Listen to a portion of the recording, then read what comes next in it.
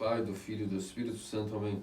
Queridos amados cristãos ortodoxos, no Evangelho de hoje tivemos narração de dois eventos que nosso Senhor Deus Salvador Jesus Cristo agiu como grande curador e amante da humanidade. O primeiro deles é a ressurreição da filha de Jairo. Nosso Senhor estava dirigindo-se entre as multidões e naquele então veio Jairo suplicando intercessão pela sua filhinha que estava muito doente. A menina tinha 12 anos. Então nosso Senhor disse que ok, vamos para a tua casa. E então, seguindo juntos rumo àquela casa, no meio do caminho, Jairo recebeu a mensagem de um emissário de que a menina já havia morrido. Não importunes mais o mestre, porque a menina já morreu. E nosso Senhor o fortaleceu o seu ânimo e disse, não temas, a menina apenas dorme. Ao chegar em casa, obviamente, ele de novo tranquilizou a todos, dizendo que a menina apenas dormia. E todos zombavam dele, obviamente, sabiam que a menina já estava morta. Então, nosso Senhor, tomando os principais de seus apóstolos, Pedro, Tiago e João, os filhos de Zebedeu, juntamente com o pai e a mãe da menina, entraram, e nosso Senhor imediatamente a tocou e disse, menina, levanta-te. E ela levantou-se, e portanto todos viram que a menina, na verdade, se estava morta, voltou à vida. Se estava dormindo, acordou. E nosso Senhor, para que pudesse comprovar de que aquilo não era uma fantasia, não era uma ilusão, mas uma realidade, pediu que a dessem de comer para que todos vissem e comprovassem a ressurreição da menina. Esse é o primeiro evento onde no Evangelho nos narra que nosso Senhor ressuscitou um morto. A ordem que nos Evangelhos aparece, os 3 registros que nosso Senhor ressuscitou pessoas no Evangelho, ela é significativa, ela tem um porquê. É muito provável que nosso Senhor ressuscitou muito mais pessoas do que esses 3 que estão registrados nos Evangelhos. Mas esses 3 foram registrados de propósito pelos evangelistas pelo seguinte motivo, inclusive numa ordem cronológica. Primeiro, a filha de Jairo, que em 1 hora ou alguns minutos havia morrido, e nosso Senhor imediatamente a ressuscitou, muito recente, a partida da alma do corpo. Outro caso foi o filho da viúva de Naim, onde depois de no mínimo um dia de morto, ou seja, o cortejo já estava indo, o cortejo fúnebre já estava a caminho da sepultura, e nosso Senhor se deparou e mesmo assim ressuscitou o filho da viúva. E depois, a maior de seus milagres em vida, que foi justamente a ressurreição de Lázaro, este no estágio mais avançado ainda, um estado onde a corrupção já estava tão avançada que o corpo já fedia, como disse sua própria irmã Marta ao Senhor. E então, nós vimos que a ordem aqui estabelecida nos Evangelhos, ela é proposital para mostrar que o nosso Senhor é o Senhor sobre a vida e sobre a morte em todos os sentidos, inclusive em vários níveis que a morte possa já ter atacado um homem, tanto à beira da morte, ou seja, como no caso a filha de 12 anos de Jairo, um caso um pouco mais avançado, ou seja, um dia, no mínimo, de morto, e um caso avançadíssimo, onde os vermes e a carne já haviam entrado em alto grau avançado de corrupção. Mesmo assim, nosso Senhor conseguiu reverter novamente. Ao invocar a alma dessas pessoas do Hades para seus corpos, houve novamente uma regeneração do corpo para aquilo que era a volta à vida. Mas é óbvio que o maior das ressurreições que nosso Senhor realizou foi a dele mesmo, aí seu próprio corpo, em seu próprio sangue, isso com sua própria alma imortal. E essa ressurreição é maior do que todos, mostrando mais ainda que nosso Senhor é o Senhor e tem poderio sobre a vida e a morte em todos os níveis, que até mesmo ele, 3 dias após estar morto, ressuscitou e levou junto com ele todas as almas dos justos que aguardavam no Hades. Então foi uma ressurreição muito mais cheia de poder e gloriosa que as que ele mesmo realizou.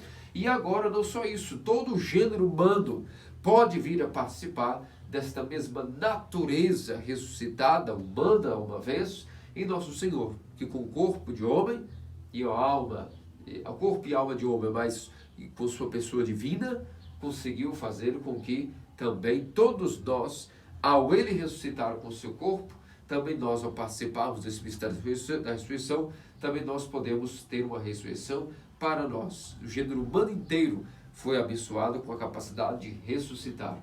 Então essa foi uma ressurreição muito maior e esses milagres todos nos dão, portanto, o nível de compreensão de como nosso Senhor pôde ressuscitar vários tipos de níveis de corrupção, portanto, mostrando a nós de que a morte não é mais um problema, desde que o Senhor encarnou, o Messias, o Salvador. A morte não é mais um problema, porque Ele, que é o Senhor da vida, o doador, o Criador do universo, tem o poder sobre a morte. E ainda mais com a sua ressurreição, todos nós agora poderíamos já também nos tranquilizarmos, basta participarmos também de sua morte e ressurreição. Então, gradativamente, numa ordem proposital, nosso Senhor foi apresentando aos seres humanos e até mesmo aos demônios que Ele veio para ter poder sobre a morte, primeiro dando uma pequena amostra. A menina morreu, dormiu e logo ressuscitou. Outro, um dia de morto, já ressuscitou também. E o terceiro grau, ainda prévia de sua ressurreição, nosso Senhor deixou como anúncio de que quando ele morresse, assim como ele também curou Lázaro após 4 dias de corrupção, porque ele mesmo, que é Deus, ficaria preso no Hades, não é verdade? Então, para isso ele veio, para salvar-nos. E aqui está até onde, que nível vai essa salvação?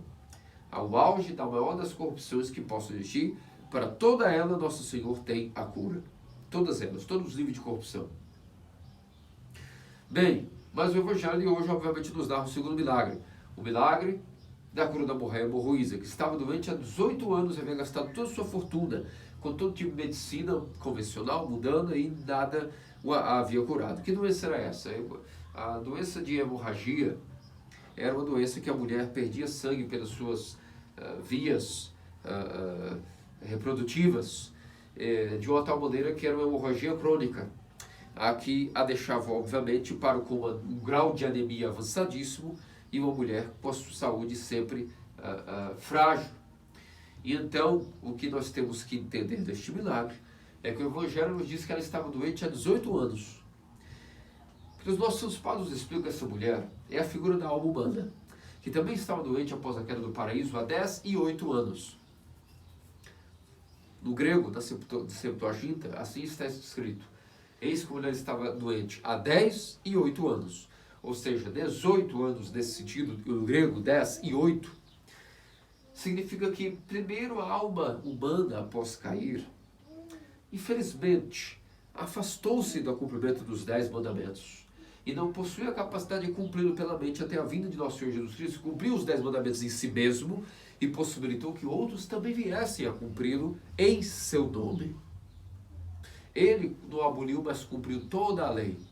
E agora todos que participam de sua força salvífica também são energizados e empoderados com graça para que possam ter a capacidade de também praticarem os 10 mandamentos. Coisa que antes, mesmo os judeus do Antigo Testamento pregavam os mandamentos, mas que deles conseguiam cumprir toda a lei? Ninguém, nem o seu ser humano pode cumprir, mas o Senhor cumpriu todo o sabá. Os 8 anos significa que a natureza humana também, além de não conseguir praticar os mandamentos da perfeição até a vinda de Cristo com sua graça, também não possuíam nenhuma noção sobre o 8º dia, ou seja, sobre a noção de que um dia Cristo iria ressuscitar. O 8º dia significa o dia da ressurreição. Se Deus criou o mundo em 6 dias e descansou no 7º, a restauração de tudo será no 8º, dia do Senhor, que já começou daquilo que chama-se o inaugurar de sua ressurreição. A ressurreição, portanto, é comemorada no domingo. No domingo, por exemplo, na Rússia, no idioma eslavo, domingo quer dizer Voskresenia, é o dia de hoje, que em russo quer dizer literalmente ressurreição. Então, o dia de domingo, tanto os eslavos se vincularam através do idioma que os gregos fizeram para eles, para tudo colocar em Deus no meio deste idioma, que até o dia domingo literalmente chama-se ressurreição, Voskresenia. Assim também, a humanidade, antes da vinda de Cristo, da sua pregação fortíssima a respeito do mistério da ressurreição, como foi anunciado previamente na figura da menina filha de Jairo, do filho da viúva de Naim, da ressurreição de Lázaro, da ressurreição de nosso Senhor mesmo, dos profetas que ressuscitaram momentaneamente durante a sua paixão, após a sua paixão, para dizer: eis que vocês mataram Deus. Tudo aquilo foi uma prenúncia de que agora a humanidade iria viver sob a base de um fundamento que não era mais a lei. A lei serviu de cerca, de fundamento, de alavanca para que o homem pudesse aguentar estar separado do mundo enquanto não viu o Messias, para que o mundo destruísse a fé pura no Deus verdadeiro. Agora que o Deus verdadeiro veio, ele ensinou-nos uma nova fé. A fé que tem a ver com a ressurreição. E como já dizia São Paulo, se Cristo e Deus não ressuscitou, vã é a nossa fé. Por isso podemos dizer que a figura da mulher hemorroísa, metaforicamente falando, através de nossos padres, a leitura alegórica é esta. A mulher representa a alma do ser humano, que estava doente há 10, 8 anos, sem total força para os mandamentos e sem o anúncio da boa nova da ressurreição. Agora, com essas duas curas que a mulher receberá, ela parará de derramar sangue. O derramar de sangue significa o fruto do pecado. Inclusive a mulher, devido à queda, teve como consequência o derramamento de sangue. O que ficou como marca de que ali, ou seja, não nela em si está o pecado, mas que houvesse sempre uma lembrança de que o pecado entrou no mundo através de uma mulher. Mas a salvação também viria para o mundo através de uma mulher, a Santíssima Theotokos. Então, para que sempre fique lembrado a mulher, que foi através do seu gênero feminino que o pecado entrou no mundo, e claro, obviamente o homem também não foi inocente e pecou pela ousadia da mulher, mas que sempre ficasse registrado no ciclo lunar de que durante cada lua que cresce, a mulher também tem a memória em si mesma de que nossa primeira mãe Eva nos arrastou para esta abominação e anomalia da criação, a chamada queda. Por isso, o símbolo do derramar de sangue significa o fruto da alma. O fruto da alma pecaminosa é o derramar de sangue. O sangue é o símbolo aqui dos assassinatos, de todos os tipos de mentiras, assassinos, latrocínios, estupros, todo tipo de vínculo maligno que a alma passa a ter quando está flertando com o pecado. Então a alma que peca, ela constantemente deixa o rastro de sangue por onde passa o seu pecado. Quando ela é curada pela própria força do Senhor, fortalecida para cumprir os 10 mandamentos e energizada com a força da ressurreição através dos sacramentos que ressuscitam a nossa alma, conforme nós comungamos os santíssimos dons vivificantes dos mistérios maravilhosos do corpo e sangue de nosso Senhor e do Salvador Jesus Cristo, nossa alma é curada. E nosso Senhor como a curou? Nós temos que entender bem esse milagre, porque esse milagre também é um marco anual para nós, para entendermos como se dá qual é a identidade distintiva de um cristão ortodoxo. Essa mulher representa perfeitamente a figura de um cristão ortodoxo.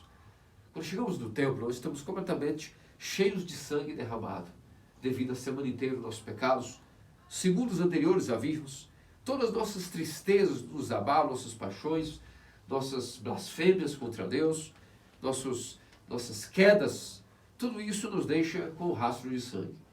E vemos ao templo para poder, diante da multidão de fiéis, tentar chamar a atenção do Senhor. Mas a multidão é muito grande. E como é que não vamos chegar até ele? Da mesma maneira que a mulher, timidamente, nós temos que imaginar, vocês não imaginam naquela época, o que seria uma mulher destacar-se no meio da multidão, já sendo vista e taxada por estar com aquela doença específica, como que algo mal não ia com ela, colocando sua vergonha de lado para o status da sociedade da época judaica, uma mulher se pronunciar desta maneira e chamar tanta atenção de uma multidão era algo completamente inadmissível. Mas ela tomou coragem, foi discreta, utilizando do que podia, pensou, se ao menos tocar a orla de suas vestes, eu já ficarei curada. E ela foi, e driblou um, e driblou dois, e se esquivou de um, de outro, e chegou e discretamente tocou a veste do Senhor. E naquele momento, indo em direção à casa de Jairo, nosso Senhor para, e comprimido que estava pelas multidões, ele disse, alguém me tocou. E os apóstolos, inclusive Pedro, foi o primeiro a dizer, Senhor, como alguém te tocou? Todos estão te tocando ao mesmo tempo? Todos, vários estão te tocando ao mesmo tempo. Deus diz, não é isso que eu quis dizer. Alguém me tocou e me roubou graça. Alguém me tocou de maneira que poder saiu de mim. Meus amados cristãos ortodoxos, isso é o exato exemplo de como é que um cristão ortodoxo se prontifica para ir ao templo. E quando nele chega, não só no templo, nós veremos na nossa oração semanal, ao longo dos nossos cantinhos dos ícones, nossas casas, mas principalmente no templo, não só durante os ofícios, mas no momento que nós tocamos com os lábios o santíssimo corpo, preciosíssimo sangue de nosso Senhor e Salvador Jesus Cristo. A maneira que nós temos que nos aproximar, como diz na hora o sacerdote, com fé, com temor de Deus, fé e amor aproximados. Com fé e amor maior é a maneira que nós temos aproximado os santos dons, e tenha a certeza de que esta mulher tocou somente a ponta das vestes do Senhor. A outra pecadora tocou os seus pés e os lavou com suas lágrimas. Mas indigno que sou, como oramos, ouso receber teu corpo inteiro. Se nós recebemos não só os pés do Senhor, ou a ponta de suas vestes, mas tocamos e comemos todo o seu corpo, quanto mais para nós pode ser algo vergonhoso se nós não nos aproximamos de tamanha graça com a mesma disposição de fé da mulher hemorroísa. Significa que a maneira que ela tocou o Senhor foi a maneira, como diz o mesmo Senhor, com violência. Desde os tempos de João Batista, o reino dos céus é arrebatado no meio de vós somente pelos violentos, e são os violentos que o arrebatam. O que o Senhor quer dizer com isso? Exatamente desse sentido que nos denota a mulher hemorroísa. Ela triscou somente a ponta, a margem das vestes do Senhor, mas foi com tamanha violência. O que quer dizer isso? Significa que quando a alma trisca o Senhor com fé maior, ou seja, com violência de sede, ela não para de orar, ela não deixa, não descansa a sua consciência, sua mente, sua concentração, o seu intelecto, enquanto ela não tem obtido do Senhor e roubado literalmente dele toda a graça que ela necessita para saciar-se. Sabemos pelo próprio Evangelho, pelo perfil desta mulher, que se ela tivesse tocado ao lado das vestes, não tivesse sido curada, ela não teria desistido. Ela se arregaria, seria arrastada pelas multidões, iria criar mais força, iria cutucar o Senhor, empurrá-lo, até que ele pudesse ter atenção. Ela pediria: cura-me, porque eu já não aguento mais. Mas como a fé dela era suficiente, bastou triscar na ponta das vestes, mas isso porque foi com violência. Nossos santos padres nos explicam algo muito interessante sobre o que significa esse ponto do Evangelho. Todos nós temos a vida muito vazia. A nossa vida, o nosso coração são vazios. Vazios porque nós não temos felicidade, não é isso. Não porque no mundo não há alegrias, não há prazeres, não há satisfações, não é isso. O mundo que Deus criou também é bom e tem os seus consolos. Mas a consolação que o coração de um homem espera é a consolação divina. Porque ele foi fabricado no paraíso originalmente, foi desenhado para Deus habitar em seu coração como se por um trono.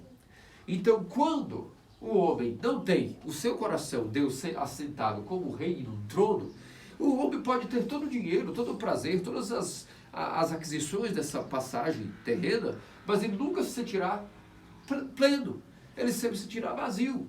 Nem o melhor casamento, nem a maior quantidade de filhos, nem os filhos que nos darão orgulho ou não, nada pode preencher esse vazio, que só pode ser suplantado, recheado, permeado pela graça de Deus. Então, quando o cristão ortodoxo tem sede de Deus, ele não descansa. Há quem diga que quem tem sede de Deus não para de orar, começa a sua oração. Então, pode ser isso durante a semana, durante o cantinho dos ícones, durante a oração da manhã, pode ser durante a nossa regra do shot, da oração de Jesus do cordão de oração, pode ser durante a vigília, pode ser durante a presença no templo, pode ser durante o pós-comunhão, quando nós temos ação de graças com a comunhão.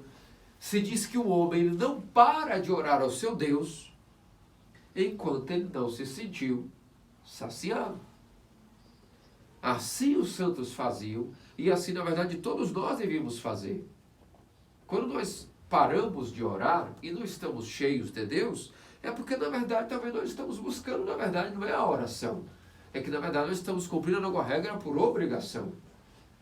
E quando nós temos essa sede, com violência nós começamos a orar: Senhor Jesus Cristo, Filho de Deus, Filho do Deus vivo, tem misericórdia de mim que sou pecador. Enquanto Deus não nos responde, enquanto Ele não nos visita, enquanto Ele não enche o nosso coração com a graça, e não só um pouco, Estamos orando, isso é claríssimo. Vou nos lembrar onde vocês já leram, a memória de vocês logo ficará fresca. Durante a quaresma, nós não lemos a escada de São João Clímaco. Quando São João Clímaco fala na escada sobre a oração, ele exatamente nos fala isso. Diga, aquele que está orando, ele não para de orar devidamente, enquanto ele não recebeu resposta de Deus. E vale ressaltar, diz a escada, quando o homem está orando, a graça de Deus o visita, ele percebe que a graça de Deus o visitou, ele então não para de orar mais ainda, até que essa graça que agora ele viu, sentiu que está o visitando, com consolação interior, com corrupção, ele não para de orar, até que essa graça que o visitou não o tenha enchido todo. Só então, quando ele está todo apropriado da graça do Espírito Santo, cheio de bem-aventurança, é que ele então, não tendo mais para onde ir de tanta graça, é que ele termina a sua oração. É assim que se dá a regra de oração, ou deveria se dar assim. E foi com esse sentimento de violência, devido à sede de Deus que tinha.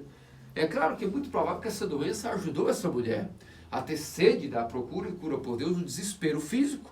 Ela também tinha sede de Deus espiritual. Porque se não fosse as duas coisas juntas, a sede pela cura física, o alívio, a busca pelo alívio físico, mas se não fosse também a necessidade de curar-se espiritualmente, ela não teria tido a ousadia, porque veja, o contexto da época era uma coisa muito constrangedora para a mulher se comportar assim. E a prova de que ela sim recebeu cura também espiritual, é que depois que Nosso Senhor disse quem me tocou, porque percebi força sair de mim, a mulher com coragem se apresentou e disse, fui eu. E Nosso Senhor então disse a ela, mulher, vai em paz, a tua fé te salvou. Teve coragem, após a cura, de poder manifestar-se, de dizer, eu praticamente, sim, eu sou a culpada, fui eu, eu sou a culpada, eu te toquei. Como se não pudesse ter tocado, mas toquei. Teve coragem, Nossa Senhora tranquilizou e disse, sim, vai em paz, tua fé te salvou. De fato, esse é o timbre, isso é o que define o cristão ortodoxo durante o ano, durante a semana, durante o dia de oração, meus amados, queridos irmãos, cristãos e irmãos ortodoxos.